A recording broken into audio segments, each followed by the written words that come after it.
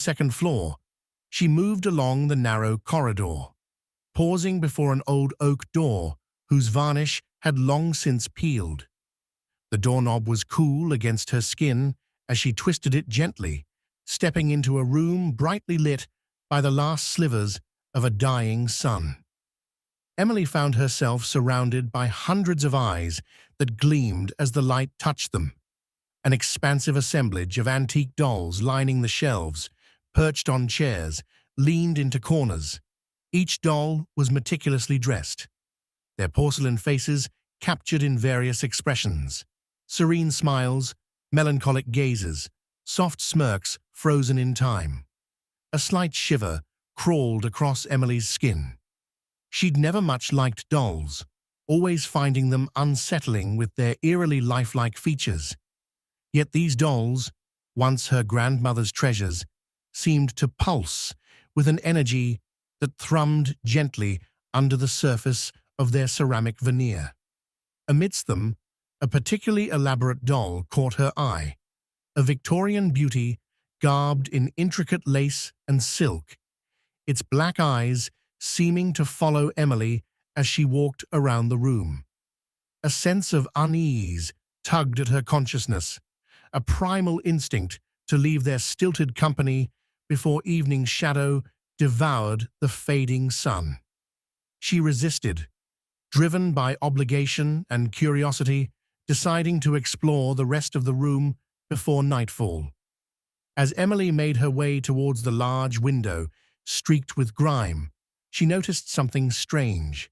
A book lay open on a small mahogany table, ancient and delicate, its pages filled with spidery script in a language tangled and obscure.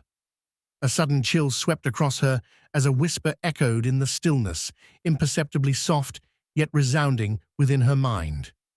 Startled, Emily looked around, her heart pounding against her rib cage. The room was still. Innocent dolls sat motionless, harmless. Shaking off the absurdity of unease, she closed the book gently, hoping to stall any reverberation that might linger in the halcyon dusk. She left the room behind, sealing it with a heavy breath, and descended to the relative sanctuary of the living room, deciding that she needed to call her parents to share the strange tension that hovered in this house, now all too silent. The phone rang, static crackling like the slow burn of her nerves before a comforting voice on the other end cut through her loneliness. "I miss her, Dad," Emily confessed, feeling the day's weariness seeping into her bones. "Her presence still feels so real here." He consoled her with gentle words, reminding her of their love and the legacy of her grandmother's passion that now carried into her keep. Emily took comfort in the thought, yet the compelling darkness upstairs seemed to grow heavier by the passing hour. As night cloaked the house in shadow, Emily settled into an armchair once claimed by her grandmother, recalling bedtime stories and the scent of lavender and sage that always lingered in her hair. The wind howled outside, a low lament that ebbed through the eaves, lulling her into restless slumber. In the hush of midnight, Emily awoke, the dim room unfamiliar and confining.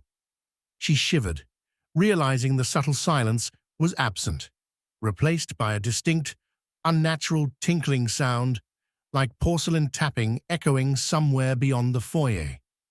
Her throat tightened with an unspoken fear, her senses heightened in the shivering darkness.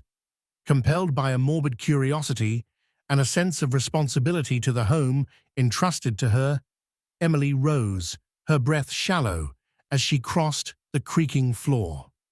With each step towards the hallway, the noise grew faintly louder, more organized, an eerie lull spanning between breaths of old walls and floorboards pressing back onto themselves.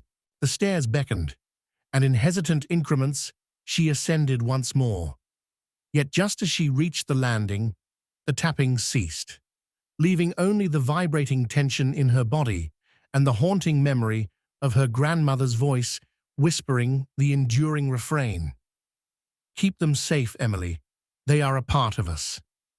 The disquiet had not subsided by morning, and Emily found herself drifting through the house, tentative yet unable to draw away. Whenever she passed the closed door on the second floor, a quiver of unanswered voices seemed to call softly from within. Coffee did little to sober her senses, and the regular rhythm of the day failed to dispel the chill from her bones. Determined to confront whatever unease lay nested upstairs, Emily steeled herself and once more climbed the stairwell. Sunbeams pierced dust-laden rooms, but the corridor she entered felt separate, a faintly oppressive chill lingering in the air. She hesitated, her hand poised against the oak door that guarded her grandmother's collection. Breathing deeply, she entered. The dolls were still there as silent sentinels, expressions ambiguously serene. Yet on each, Emily sensed an evolution, an ageless awareness that transcended the room's musty staleness. The air held an iridescent quality, as if it shimmered beneath the surface, a waking elegance veiled in shadowed deceit. The elaborate doll she first noticed was prominently placed on a shelf directly opposite her entrance. Something about its eyes remained unsettling, following Emily's every movement in the room with intent scrutiny. As she drew near, the feeling of being intensely watched tugged at her mind and refused to depart. "I'm not imagining this," she whispered, recalling her grandmother's voice, which lingered as a soft reminder to trust her instincts, even as reality appeared blurred by ancestral mystery. The book she'd seen before lay closed on the table, its surface glistening with the haze of forgotten lore. Driven by a sense of urgency and intuition, Emily lifted the cover, pinching the brittle edges of pages used to weave the mystic. Lineages inked in quietude, chanting silent stories of memory and longing. A sudden draft swept the room, and the dolls shifted ever so slightly, like half-forgotten dreams slumbering at the corner of one's eyes.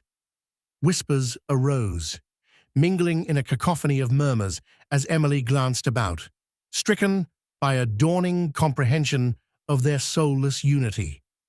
She stepped back, the quiet knowledge of intention dawning like fragmented clouds reflecting celestial bodies. Her perspective shifted. In those moments, their faces moved, not physically but consciously, echoing an uncanny aliveness through the immobility.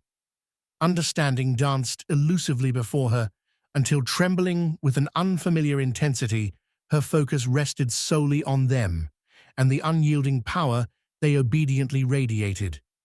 Suddenly, Emily felt enveloped by a memory, not her own, a fragment of a time shared and a bond unseen. Her grandmother, kneeling before the vast assembly of dolls, speaking softly with the same familial cadence. A language of kinship they embraced, communicating in threads beyond mortal reckoning. The Victorian doll's eyes gleamed, not with malice, but awareness, a vast opening to the expanse that entwined yesterday's stories with today's reality. Driven by inherited comprehension, Emily realized her purpose now entwined irrevocably with theirs. They sought her grandmother's essence, a spiritual tether to a life they'd once guided. Instinct pervaded doubt. Emily discarded fear, welcoming fulfillment long sealed in vacuous silence. A courage that resonated with her grandmother surged through her veins, transforming the room's chilling expanse into one of warmth and light. Drawing forth sincerity from within, Emily pledged aloud, "I will safeguard you, as she did. You are not alone." At her words, the atmosphere lifted, shadows retreating peacefully into the afternoon's luminous embrace. Wisdom acknowledged in their gracious nods, a silent acknowledgement from porcelain-formed kindred souls. The unease that once overshadowed faded to evoke the comforting embrace of guardian presences. Beyond the confines of the old Victorian house, sunlight streamed in wide open beams, inviting spectres of past and present together into Emily's outspread arms. She stood, feeling not as curator, but as an integral part of a complicated weave spanning generations, understanding instinctively that the ties once thought ethereal were profoundly real and unbreakable. Emily left the room, no longer prey to dread, but bound by newfound embrace of ancestry. Echoing the rhythmic, heart-touching murmurs of Bond Eternal, the dolls remained silent sentinels, protectors in memory's ethereal dance, brilliantly alive in the whispers of porcelain eternity. The sun hung low in the sky, casting golden ribbons of light through the dense canopy as five friends, Thomas, Mia, Ethan, Lily, and Jake, made their way into the heart of the forest. The air was thick with the earthy scent of moss and decaying leaves, and the sounds of wildlife echoed mysteriously around them. They had just celebrated their high school graduation, buzzing with the thrill of newfound independence and the blossom of young love. Thomas and Mia led the pack, their hands interlocked, whispering promises only those caught in the throes of first love could make. It was Mia's idea to explore the restricted area deep within the forest. Stories about the site, a once government-used radar station long since abandoned, were laden with chilling lore. Among the tales spun over campfires was one that stood out, a game that played you instead of the other way around, a sinister version of the innocent childhood game, Scissor, Paper, Rocks. "Are you sure we should be doing this?" Lily asked, adjusting her backpack nervously as they reached the rusted gate, marking the boundary into the forbidden zone. Her voice trembled slightly, masking a deeper-seated fear of the unknown. "Oh, come on, it's just a game," Ethan replied, his tone more confident than he felt inside. "Besides, it's probably some urban legend to keep kids like us out." His chuckle was nervous, trying to convince himself as much as Lily. The group squeezed through a gap in the fence, its metal jaws wiped clean by decades of rust and neglect. Scratches of old "Keep Out" signs dangled precariously, their warnings long forgotten. Venturing deeper, the air seemed to grow colder despite the residual warmth of the day. The path was treacherous, roots snaking across the trail like skeletal fingers reaching out to snare the unwary. The forest grew denser, swallowing the sun and bathing the world in a green gloom. They stumbled upon a clearing where wildflowers grew in unruly clusters around the dilapidated structure. The radar dish, toppled and encrusted with vines, lay like a dead giant. Close by, someone had erected a stone circle embedded in the earth, with cryptic symbols carved into its surface, an altar to the mysterious game. The atmosphere was eerie, as if the very ground hummed with unsung energy. "I dare you all to play," Jake announced, his bravado masking the chill running up his spine. A dim light flickered in his eyes, one part excitement, two parts fear. The prospect of challenging the legend thrilled him, yet the chilling environment gnawed gently at the edges of his courage. With hesitant agreement, the five friends circled the stones and clasped their hands. The rules, found etched upon a nearby plaque, half buried under leaves, were simple yet woven with ominous undertones. To play the game, players must call out their choice simultaneously. But be warned, playing sometimes came with unforeseen consequences. As they chanted, the sky roiled with clouds, casting the clearing into an early dusk. The trees cast long, stretching shadows that seemed to dance with an otherworldly animation. The forest seemed to hold its breath, an uncanny silence settling over the landscape. Shadows lengthened, rising and twisting like living things among the trees, watching, waiting. "Scissor, paper, rocks!" they shouted into the twilight. An unexpected wind rushed through the clearing, extinguishing the remaining daylight. The force of it was as if 1,000 whispers collided, creating a symphony of sound that echoed through the clearing. A silence fell, heavy, absolute, pregnant with possibilities and dread. The winner, Ethan with paper, smirked in the dimness.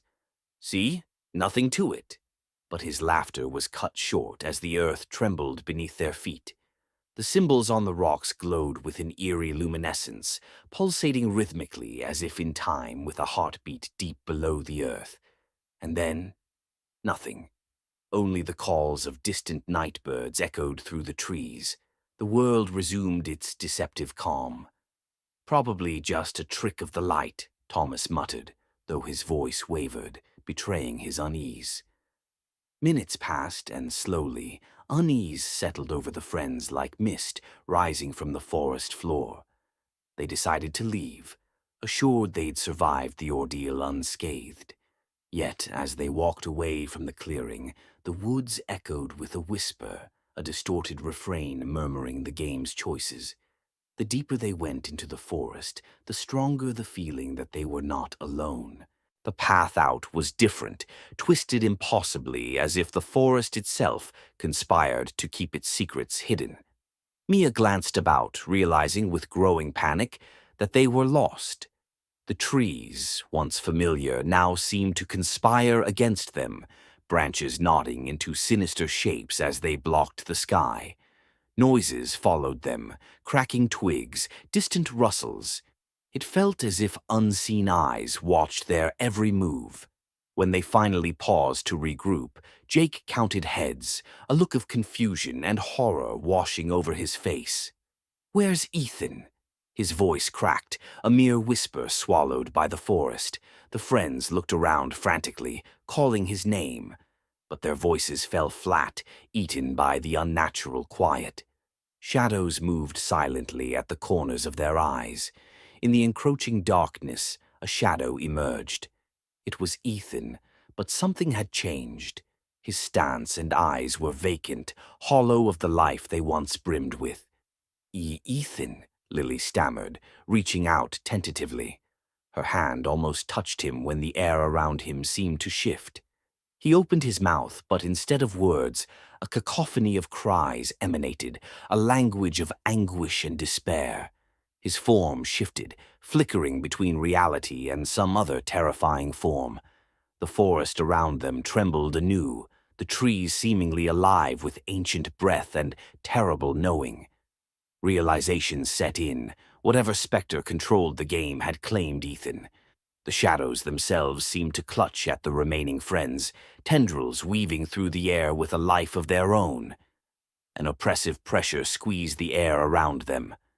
Retreating, they stumbled back towards the circle, horror enveloping their senses. "We have to finish the game," whispered Mia, the realization dawning that the rules needed fulfilling for release. Her words were a lifeline, fragile yet the only course they knew to take. Desperation fueled them as they recreated the circle, hands clasped once more. With shaking voices, they repeated the chant. "Scissor, paper, rocks!" Scissors claimed victory. Shadows enveloped Lily, her scream fatally brief as the forest consumed her. There was no grandeur in their loss, only cold, indifferent finality. The forest was impassive, systematically reclaiming its due. Thomas, Mia, and Jake were paralyzed with terror, barely grasping the dawning realization. The game sought its play to completion, claiming its contestants unless severed by fate's hand. The stone circle pulsed with energy, crackling as reality and myth merged. Ghostly forms shimmered at the edge of the circle, flickering in and out of focus, spectators from another world drawn to this macabre ritual. Mist floated in between them, whispering forgotten secrets. With ragged breath and one last stand, the trio completed the fateful cycle, each praying silently. Time stammered, then halted as their simultaneous cries, "Rocks!" reverberated against the stones. In that instant, the shadows recoiled, and Ethan was released from their malevolent grip. He slumped forward out of the shadow's hold, but forever changed, his eyes bearing witness to horrors untold. The friends collapsed into each other's arms, the clearing now seemingly stripped of its malice. The forest sighed, releasing its hold. With dawn's light creeping through the trees, reality felt fragile, unraveling at the edges of sanity. Their collective breaths were harmonized by an unspoken bond of survival and loss. They rose, unable to fully comprehend the passage of time, their hearts still racing from the onslaught of the supernatural. The path out, once treacherous, was clear, as if the woods themselves were eager to be rid of them. Emerging from the forest, the sunrise greeted them, timid and pale, as if it too had weathered the night's trial. The survivors limped into the open, broken by what they endured, knowing the forest would forever whisper of their ill-fated game, a warning to the daring and the foolish alike. Behind them, the stone circle lay quietly, awaiting the return of new voices, new lives drawn into its eternal game, a mosaic of scissor, paper, and rocks. The air was stilled again, the mystical place resuming its guise of indifferent serenity. October's crisp air clung to the neighbourhood as darkness tucked Eldergrove Lane beneath its expansive cloak.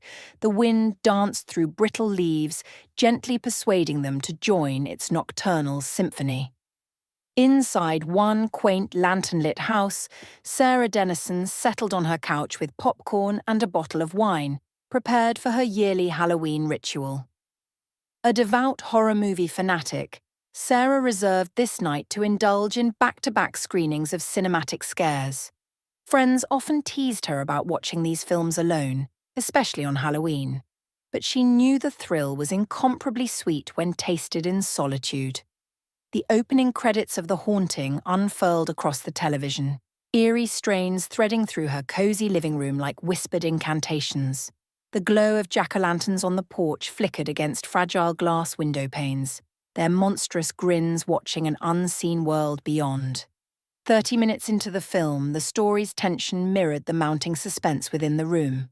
Just as unseen terror gripped the characters on screen, Sarah was startled by a sudden, deliberate knock at her door. She paused the film, her heart quickening against the abruptness of the interruption. Surely it was just a late trick-or-treater, she thought, even though it was shortly past 9, a bit late for little ghouls and goblins. Nevertheless, Sarah rose, thankful for the momentary escape from cinematic terror. Peering through the peephole, however, she saw nothing but the soft glow of streetlights misting through the autumn air. Curiosity laced with caution compelled her to crack the front door open, the chain latch securely in place. "Hello?" she called into the night, her breath a thin wisp on the chilled breeze. Silence answered, swallowing her inquiry into the depths of its timeless swirl. Closing the door, she chuckled lightly to herself, a trick of the wind, no doubt. Returning to her seat, Sarah pressed play, allowing herself to be drawn back into the unfolding nightmare on screen. But another knock, identical and deliberate, echoed before the next scene could begin, shaking her composure. Flickering annoyance intertwined with skepticism as she checked the peephole again. Nothing. Intrigued and a touch emboldened by wine's comforting fog, Sarah stepped onto the porch this time, scanning the immediate surroundings. The quiet neighborhood lay unperturbed, a cocoon of stillness under the autumnal night sky. There were no visible specters, no rustling children sneaking treats or tricks. Instinctively retreating inside, her calm slowly unraveling, Sarah wondered if she was falling prey to Halloween's eternal mischief. A strange night summoning strange occurrences. She nestled back into her sanctuary, determined to lose herself in fictional horrors rather than brooding over intangible fears.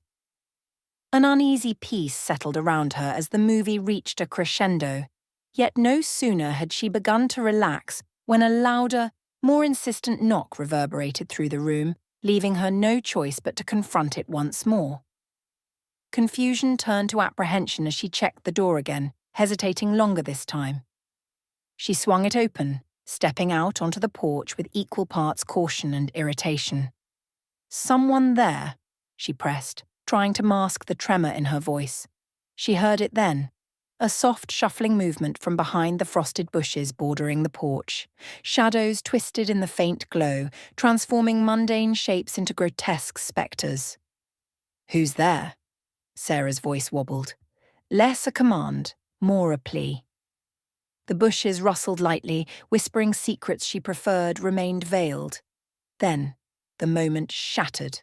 From the shadows erupted a figure, diving past her into the house with alarming agility. Sarah stumbled back, heart leaping into her throat as she recoiled from the abrupt invasion. Both her survival instinct and adrenaline merged, pushing her to rush inside. It was her only brother Jake, eyes brimming with mirth, doubled over in laughter that echoed through the space where silence once thrived. "Gotcha!" he wheezed, shoulders rocking with delight, mirroring the childish amusement they shared when they were children. "Oh my God, Jake!" Sarah gasped, fuming yet relieved, hands on her hips, but unable to deny the swell of sibling affection. "You scared me senseless, it's not funny." He composed himself, brushing off her scolding with a jesting grin. "I knocked earlier and no answer. Thought you might be, too absorbed. So, I decided to have some fun." Sarah rolled her eyes, breath easing now the surprise had passed. "Next time, just text instead of playing Phantom," she scolded lightly, heartbeats gradually finding rhythm. Tension released into familial banter. Jake joined her on the couch, invitingly spreading the popcorn bowl between them and sharing in her Halloween tradition.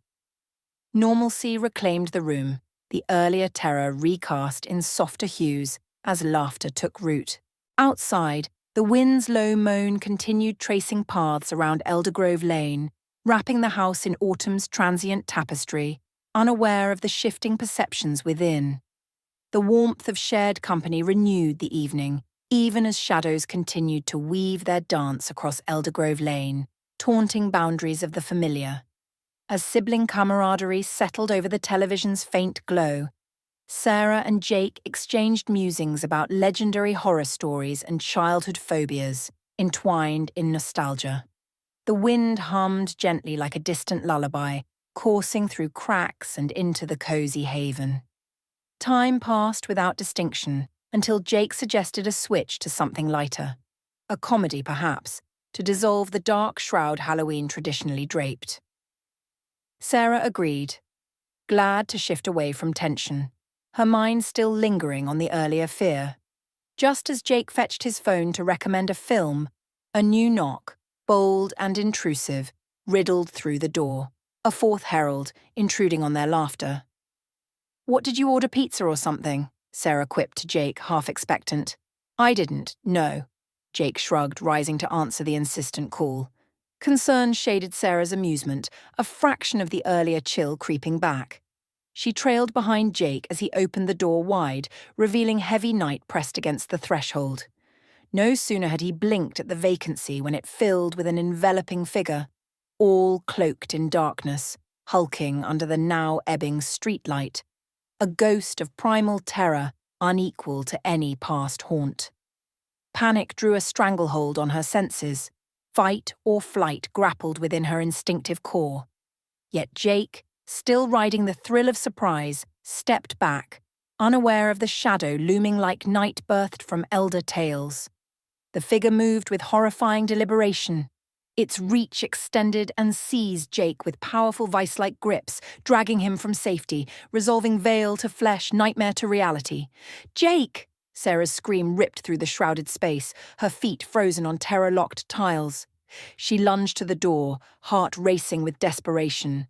Visible for only portions was something more grotesque than mask or taxidermist art. A conglomeration of stone-grey skin stretched impossibly over elongated bone. She grabbed Jake's arm in futile effort, despair filling her eyes as the creature's immutable resolve pulled him beyond the doorway. Into the quagmire of moon-bathed reality it dragged him swift. Sudden synapses cut through Sarah's frenzied resistance. A spark! She reached with fierce determination, swung the iron lamp from the entrance table and shattered it down. The infernal embrace broke momentarily, enough to pull Jake backwards within security's threshold. It roared then. A haunting guttural noise splintering silence, resonant terror woven into sound. Then, faced with altered equilibrium, it vanished into the night, consumed by the halo's edge. Breath returned to normal slowly when daylight surrendered Eldergrove's horror to memory revised, the night's uncertainty a silent story shared between them. Both siblings sat there absorbing shifting moments. Only then did Sarah's mind align. What had seemed Phantom's prank became the twist revealing external truth. Beyond Door had momentarily been the join point where myth breached reality's fragile shell, something hungering worse than spectres familiar. Evoked logic danced unwelcome to revel colours beneath artifice granted by fear. What haunted wasn't merely chance or thrill faltered in October's delight, it dwelled within shadows woven permanent to spirit. For as daylight broke Halloween's nightmare into slumber, far removed across Eldergrove Lane nestled shadows overseen. Somewhere nearby, heartbeats throbbed louder than time remembered, cocooned amidst atmosphere. The finality resided in perceptive realization, a pledge of awareness, gentle cocooned braced, that somewhere out there, echoing forgotten whispers beyond veils stretched between worlds, the entity still waited discreet and genuine, anticipating what midday presumed safe, eternal. Where I once uncovered one truth transient, another multitude lay upon pathways, unknowns and phantasms twisted scarred, and those misshapen figures waited baited beneath colour's sheen, watching during presence vibrant around cathedral autumn, their call yet incomplete, a skin unbound, misunderstood. In those hours absolved from dream to light, Sarah understood their world found rebirth continually, untamed spectre upon halls beyond known. Within, the truth that faded with each heartbeat of daytime was removed from twisted destiny forsaken. The small town of Crestwood was the kind of place where life moved in slow, familiar patterns, where the seasons left their gentle mark on the people and the landscape. Nestled amidst hushed forests and rolling fields, its calm facade belied a deep undercurrent of unease. For Crestwood was a town haunted by the memory of a monster whose shadow had long darkened its history, a serial killer known only by the chilling moniker, the Harvest Man. The Harvest Man had terrorized Crestwood years ago, preying upon the unsuspecting in a brutal spree that left 5 people dead and the community scarred. The killer was cunning, eluding capture at every turn, slipping through the fingers of justice like a phantom of malevolence. Disappearances became tragic discoveries, each more horrid than the last, until one day they abruptly ceased. The Harvest Man vanished without a trace, leaving behind only silence and unanswered questions. Generations passed, and the stories, once vivid with horror, dulled to whispers, a part of Crestwood's lore told only to frighten children around campfires. But sometimes the past refuses to stay buried, and legends have a way of clawing back into the light. Cal Weaver had arrived in Crestwood seeking refuge from the cacophony of city life. A writer by trade, he yearned for the quiet contemplation that only isolation could bring. He rented a quaint cabin on the outskirts of town, tucked away at the edge of a dense woodland. There he hoped to find inspiration, or at the very least, a measure of peace to drown out the lingering echoes of his own troubled past. The townsfolk were polite yet distant, their friendliness scraping against an invisible barrier of mistrust reserved for outsiders. Cal didn't mind.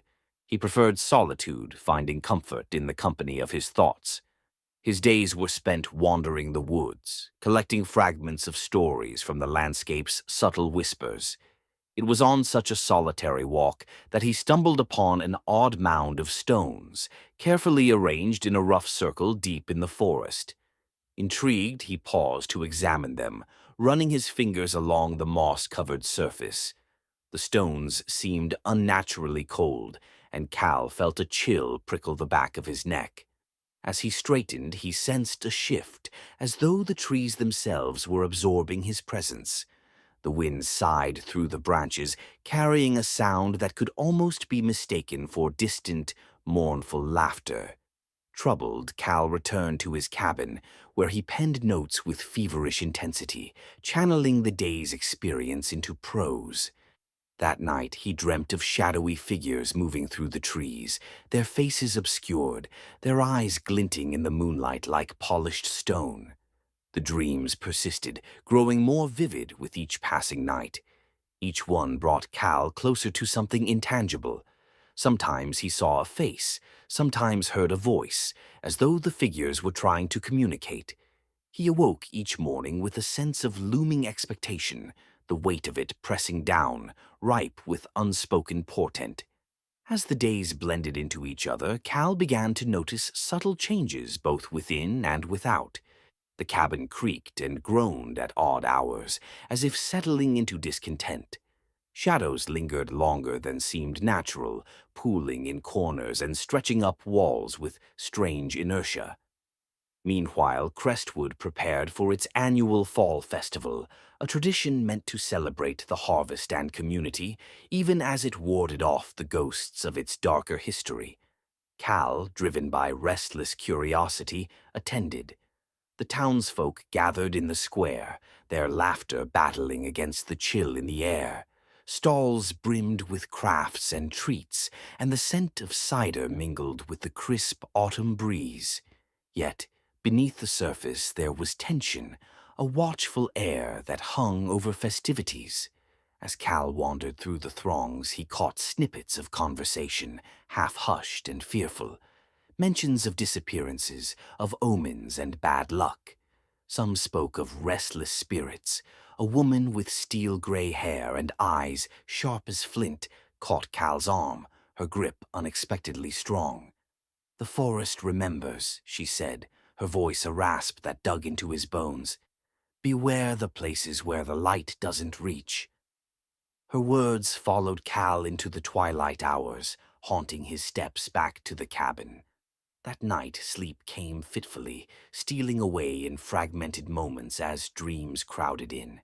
In the darkness his mind's eye conjured the stone circle, now more vivid than before. He could feel the presence of others around him, an audience unseen. Faces swirled out of the void, men and women, faces twisted in expressions caught between rage and sadness. Mouths moved, silent, imploring him. He reached out, compelled to touch, to understand. As his fingers brushed the dream-touched air, a jolt of clarity coursed through him. These were the victims of the harvestmen, and they cried out for justice. Cal awoke, gasping, his skin clammy with sweat. The revelation pulsed within him, a call to action that eclipsed all else. He realized, perhaps naively, that he had not been brought to Crestwood by chance, but by the echoes of the past seeking to right a wrong. Compelled by an inexplicable urgency, Cal delved into the history of the harvestmen with a fervor he hadn't known he possessed. At the local library, he unearthed dusty records and yellowed newspaper clippings. Patterns emerged, woven with threads of malice. Crestwood's seemingly idyllic facade had hidden whispered legends of a killer who vanished, leaving his community broken and adrift. The victims had been seemingly random, yet there was an underlying connection in their solitude, each one an outsider, much like Cal himself. His investigation led him to the old cemetery on Crestwood's edge, a somber site, neglected and silent. There he discovered their graves, marked by simple headstones. Each stone, pocked and worn by time, bore the weight of forgotten sorrow. One grave, however, stood distinctly apart, unmarked and ill-tended, the earth above it unnaturally disturbed. Cal's heart pounded as he stood before it, realizing this wasn't merely a resting place, but a testament to the unanswered screams for justice. Here lay the last known victim, whose body had never been found. Guided by an inexplicable force, Cal returned to the forest as the sun surrendered to the embrace of night. Moonlight filtered through the branches, painting the undergrowth in a spectral glow. The stone's circle awaited him, charged with a latent energy that hummed under his skin, resonating with the rhythmic cadence of a forgotten testament. Kneeling before the stones, Cal placed his hands on their unyielding surface, whispering a promise to the woven silence. As if in response, the ground trembled beneath his touch, a ripple of acknowledgement passing through the air. Suddenly, a voice rose, clear yet entwined with the ancient rustle of leaves, speaking directly to him, though from beyond. "You've awakened us, and thus are bound, for justice shall be our guide, and through you, retribution will find its mark." The shadows thickened, coalescing into the form of the harvestman, a specter of lingering malevolence, stitched together from twilight's fabric.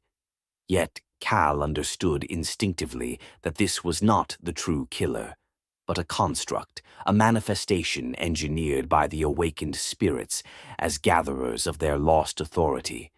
Guided by knowledge beyond his understanding, Cal channeled his collective resolve, confronting the embodiment of dread with nothing more but the truths he had uncovered. Each word spoken aloud became a litany, resonating within the hallowed space, forcing the harvestman to confront the memories steadfast in stone, the relentless cries for restitution that persisted through silence. The air quivered, saturated with expectancy, as shadows twisted and contorted, spilling their darkness back into the earth from which they sprung. Emancipated cries of joy, scarcely audible, sang into the forest, and with a final shudder, dawn's first light pierced the clearing, vanquishing the specter that once dwelt there. As the first rays of warmth stole across his skin, Cal came to truly grasp his role in the unfolding saga. The spirits of the dead had found peace, and with it, a form of closure. They had claimed their vengeance through him, a channel through which agony had been transcended by unwavering truth. Returning to his cabin, Cal sat before his desk, pen poised over paper. Through ink and sweat, he transcribed his journey. Not merely a story, but a testament and a record, a solemn tribute to Crestwood's liberation. He wrote of how a town haunted by its past used the voice of an unwitting emissary to reclaim its peace. The harvestman was no more. And as for Cal, he realized that the genuine tale lay not in the horror of bygone days, but in the unyielding resolve of a community to overcome trauma. It was a narrative of endurance and the indomitable spirit of those who withstood it, an echo of hope for all who found themselves lost within the shadows. The lunar lander, Artemis III, descended gracefully, its thrusters delicately balancing the spacecraft as centuries of cosmic dust billowed into the void. This mission was to be a triumph, a testament to humanity's unyielding spirit, set to establish our first permanent outpost on the moon.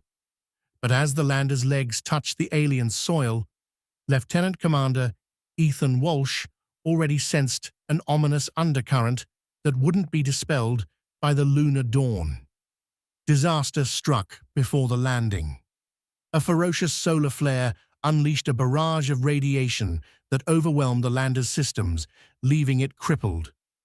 The crew, the competent and brave Commander Lee, Specialists Grant and O'Neill, and Dr. Rivera, succumbed to the flare's wrath, their lives extinguished by the invisible cosmic storm. Ethan survived by sheer providence, ensconced in an isolated module meant to shield fragile electronics from the sun's ire. Seated in the imposing silence post-landing, Ethan felt the confines of Artemis III closing in around him.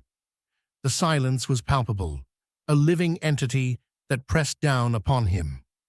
Ethan inhaled deeply through the helmet's life support system, grounding himself with a routine born of both necessity and habit, before casting his gaze through the visor's glass to the endless gray of lunar dust and shadows. The sea of tranquility stretched out before him, seemingly dormant but inherently deceptive in its namesake. With communications severed by solar rage, Ethan's immediate priority was to secure the lunar repeater on a ridge 2 kilometers away. Without that link to the orbiting command vessel, he was alone, another soul lost in the void, suffocated by the foreboding moon. Exiting the lander, Ethan's suited form appeared tiny and fragile against the vast moonescape. He was a solitary figure, alone but not entirely solitary, shadows extended in bizarre ways, flickering with unsettling vitality. He progressed across the regolith, each step imbued with gravity unfamiliar to him, exacerbated by a nagging feeling that he was not alone. The tranquility was a deceptive guise, hiding something sinister, lurking just within the shadow's embrace. Determined, Ethan advanced carefully over the lunar terrain, each step raising tiny clouds of moondust that sparkled under the relentless sun. With each stride, he drew closer to the repeater, yet the atmosphere became fraught with tension. It was as though an invisible force field wrapped around him, constricting tighter as he neared his goal. He paused, the sensation of being observed intensifying. Spectral shapes danced at the edge of perception, swirling in the periphery. Were these manifestations of isolation, products of a mind strained by the weight of solitude and survival, or had he stumbled upon a mystery, profound and impenetrable, hidden in the moon's sterile wastes? Near the repeater, Ethan's vision twisted again, violently. Shadows detached from the grey moon's surface, moving not with the predictable cadence of celestial rotations, but of their own volition. They fluttered around him, whispering, broadcasting frequencies incoherent and unsettling, slipping through his consciousness like thousands of voices barely heard. "Stay focused," Ethan muttered, his voice muffled in the helmet's confines. Repeating the mission motto over and over, he clung to his purpose like a lifeline. But the shadows weaved their narrative, circling around him with the insidious tactility of a shared mental invasion. They probed deeper, seeking knowledge buried within him, their alien consciousness unfurling in an intimacy he had never imagined. Images flared before Ethan's eyes, a child's carefree laughter on Earth, the camaraderie shared with his fallen comrades. These cherished fragments resonated within his mind, manipulated and echoed back at him by the shadows, picking apart the threads of humanity. They seemed to want comprehension, assimilation perhaps, or identification in the unknowable void of space. Instinctively, Ethan resisted. He constructed mental barriers, barriers formed from resolve and memory to stave off their grasp. His mind clung fiercely to the familiar. Faces of loved ones, the purpose of his mission, snatches of life on Earth. Forging a barrier against this intimate attack from the long shadows. Glimpsing the repeater, his beacon of hope, Ethan collapsed to his knees, his internal resources fracturing under the strain. The shadows flickered with heightened intensity, encroaching further, until the terrestrial technology's soft hum sliced through their spectral cohesion. Desperate, he detangled the repeater lines and re-established the connection, recalibrating communion with the distant orbit. Contact re-established, the repeater's oscillation pulsed across the moondust, severing the creature's hold. They shrank back, muttering wafts of shadow-dissolved tension prolonged no further, forlorn, outside of the sealed human network. As they shrank away, Ethan kneeled, the barren regolith providing precious calm beneath his suit. Breath slowing, his body ached from exertion, a mix of sparse relief and disbelief cocooning around him. He was alone again, possibly saved in body if not mind. But for how long, he wondered, haunted by an inkling that he wasn't truly alone in this alien land. Rising slowly from the moondust, Ethan regained limited balance on an unsteady surface. The repeater's reassuring hum vibrated through the vacuum, a stark note of humanity's presence on this distant, hostile body. The communication link restored a connection with orbiting command, locked him back into the threads of earthbound assurance. Yet what they could know, what he could say, would omit the shadows. The immediate aftermath of technological salvation left but a fleeting memory of the spiritual duress he'd faced. How could anyone, back on Earth, comprehend that the shadows were alive, grasping for understanding and merging with him? It was an encounter probably dismissed as the radiation-induced madness of an isolated mind. Reports were transmitted back to Earth, simplified to basic data and incident logs. Ethan remained pragmatic and terse, delineating the technical failures, losses, and eventual repairs without indulging the enigma he'd faced. Humanity would mark it as a tragedy-turned technical success, another footnote on mankind's lunar ledger. But within him, shadowed remnants lingered, not reshaping his focus, but curbing the souls of ambition. For now, leaving them unvoiced, tethered them inside the cosmic truth. He knew they would haunt him forever, whispers embedded in the aftermath of his solitary lunar vigil. He'd faced what hung beyond the grasp of empirical understanding, their formless dance a silent echo on the shores of torrential possibilities. Time became fluid aboard the rescue craft, the return to Earth marked by a meditative resignation. He was accompanied by the sightless eyes of his thoughts, elements of his endurance held close against scrutiny and the certainty of disbelief. Days and nights blurred into silent contemplation, devoid of the camaraderie and teamwork that had once been the cornerstone of every successful mission. Landing marked another turning point. The gravity of Earth hooked his weary frame, pulling him into the familiar embrace of home. Despite the personal gravity of unknown truths and shadows lived, but no longer visible. Ceremonies were held, honors bestowed upon the fallen, while words of bravery marked Ethan's steady resilience in escaping a moon-infested in absurdity. None knew or could be told of the shadows that had endured alongside him. Even now, reflected they gazed, impressed in his soul. As days moved into weeks, Ethan adapted to life on Earth, yet found solace only in solitude, seeking companionship of stars visible atop earthly skies.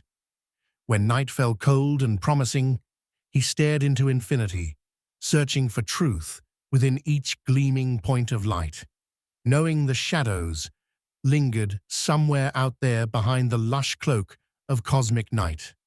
His dreams were punctuated by haunting shades, flashes of light that came less frequently, yet each an imprinted echo born from his time in void's embrace.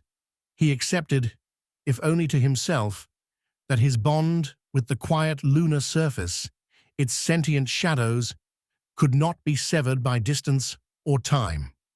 Thus did Ethan become a guardian of unknowable verity, a sentinel of his own silence and the shadow's dancing edge. His voice, however, spoke only of technical fears, devoid of spectral awareness.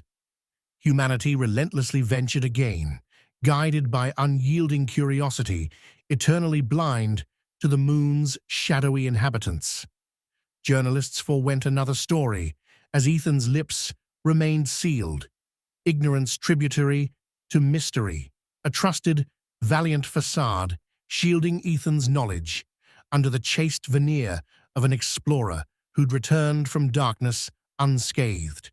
But continually, alongside physical reality and the moon's familiar sheen from far below, shadows watched, abiding unspoken affinity tied between sentinel and seer, destined to forever guide each hallowed breath back through the touch of eternity. Ethan returned a survivor, the sacred keeper of untold secrets, a guardian against darkness that peer beyond the edges of starlit touch. He snugly harbored light in celestial shadow, where cosmic echoes kept silent referendums upon those hushed 'neath eternal night. Deep within the Appalachian Mountains, where mist clings to the ground and seems to exhale through the dense thickets of pine, a whisper of a legend roams from town to town. The tale of the Terrazzo Brothers Circus. Unlike other circuses with their kaleidoscope of lights and vibrant banners, Terrazzo's was an unfolding legend with a shadowy reputation and an allure that both repulsed and intrigued. For Eleanor Reeves, standing outside the faded marquee advertising the most spectacular show on earth, the circus represented not wonder or excitement, but a profound sense of dread. Clowns, the root of that fear, lay in painted faces and exaggerated grins capable of hiding real horror. When circumstances forced her to become part of the caravan's curious ensemble, she felt the layers of terror she'd buried deep within begin to resurface. Her life had spiraled after losing her only living relative, an aunt whose unexpected passing left her with nothing but debts and an old suitcase filled with mementos and half-read letters. With no job prospects and creditors looming, Eleanor was desperate. Her plight caught the eye of Marco Terrazzo, the enigmatic ringleader of the travelling circus, who promised escape and opportunity for those willing to join his troupe. The alluring promise of food, lodging, and the vague notion that she might find something of value amidst the frenetic world of itinerant performers drew Eleanor in. Yet she couldn't shake the disquiet that amplified tenfold when she joined their caravan. Her first night was one of anxious insomnia, her tiny cot beneath the tent's canvas roof feeling more like a trap. The sound of her fellow performers mingled through the thin barrier, separating her from the night, a chorus of practiced routines and laughter with an underlying melancholy. Eleanor quickly realized how much she didn't understand. Hushed warnings exchanged in shadows and rehearsals drowned out by an unnerving tension that echoed her fears more loudly than applause ever could. Days bled into nights, and the circus held more secrets than she had imagined. Under its celebrations simmered a pervasive gloom threaded through the laughter, like a malignant vine. And always it felt connected somehow to the clowns. Lucien, their leader, with his eternally twisted smile and unsettling gaze, spoke to her only briefly, his words more insinuation than actual communication. The clowns were not like others she had encountered. These were figures that made her recoil as if her instincts warned of their wrongness. Something ancient seemed to whisper beneath the surface. "You'll get your sea legs soon enough," coaxed Beatrix, an aerialist with fiery hair and a knowing grin that hinted at secrets. "But beware the tents they weave. Lucien's clowns have a knack for weaving things too tightly." Pressed to elaborate, Beatrix only shrugged Eleanor's questions away, leaving her frustration to fester. Eleanor was torn between fleeing and the pull of mysteries she found herself entwining with. It was beneath the canopy of a starless night that the first true inkling of the circus's surreal nature crept into focus.